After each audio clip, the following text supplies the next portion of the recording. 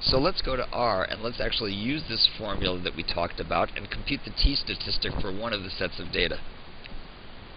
Let's set the before scores, before the training, to the 5 scores of 30, 28, 14, 24, and 35. And one of the sets of the after training was this set here, 35, 34, 20, 32, and 45. If we set D to the after scores minus the before scores, we find that they get this set of data. We can set D bar to be the mean of D, and S to be the standard deviation of D. The average is 7, and the standard deviation is 2. And then we can calculate the t-statistic. The t-statistic is D bar divided by S divided by the square root of n, and in this case n is 5. And if we look at the t-statistic, it's 7.82. If we look that up in a book on the tables, we will find out that that is much greater than what we need for the 0.05 significance level, so we can reject the null hypothesis. I just wanted to do this to show you that the formula actually works and that we can use the formula from R. But we can also have R do a lot of the heavy lifting for us. We can have it do a t-test of the after against the before scores. And because this is a repeated measure, we have to say paired equals true. And we also want to tell it that the variances underlying in the population are equal. That makes it use the formula that we developed earlier.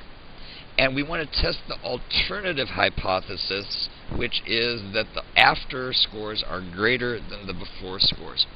Ordinarily it does a two-tailed test, but now I'm forcing a one-tailed test.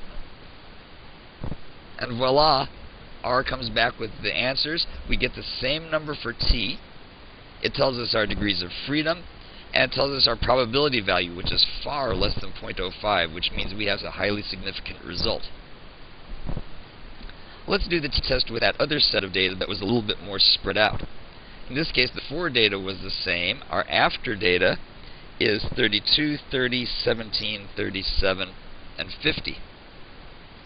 We're going to again set the D to be the after minus the before scores and take a look at it. We're going to set D bar to be the mean of D and S to be the standard deviation of D. And then I'm going to show the D bar and S, and there's 7 and 6.44. And then again I can calculate the t-statistic as D bar divided by S divided by the square root of 5. And that comes out to 2.42. Again, I can use the formula, or I can just have the t-test happen. And let me just use the up arrow to go back here and do a t-test.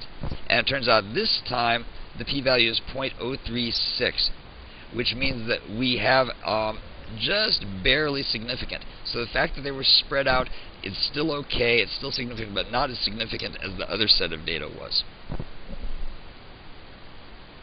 And that's how we can use R to do a t-test for dependent samples.